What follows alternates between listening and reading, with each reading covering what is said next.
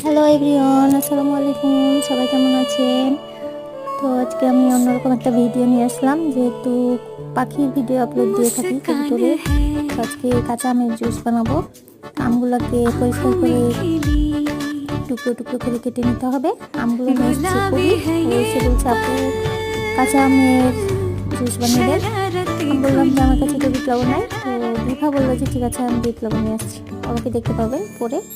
তো আমগুলোকে টুকরো টুকরো করে কেটে নিতে হবে, তাহলে ব্লেন্ড করা সহজ হবে।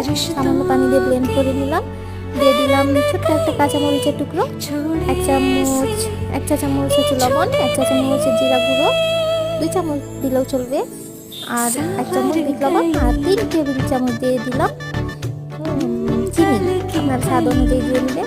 তারপরে হচ্ছে ব্লেন্ড করে নিতে হবে, বরফের পানি দিয়ে দিলাম, আর যে সার্ভ করে নিলাম। তো এই যে হয়ে গেছে, সার্ভ করে দিলাম। আমাদের কাঁচা আমের জুস পার্টি চলছে। এই যে কবি ওদের অনেক মজা লেগেছে খেতে, ওরা খুব মজা পেয়েছে। হচ্ছে কাঁচা আমের জুস, টক ঝাল মিষ্টি, অনেক মজা। আপনারা এভাবে বানিয়ে খেতে পারেন। আর আমার ভিডিওটা কেমন লাগলো জানাবেন, ভালো লাগলে সাবস্ক্রাইব করে পাশে থাকবেন। আমার কবুতরের জন্য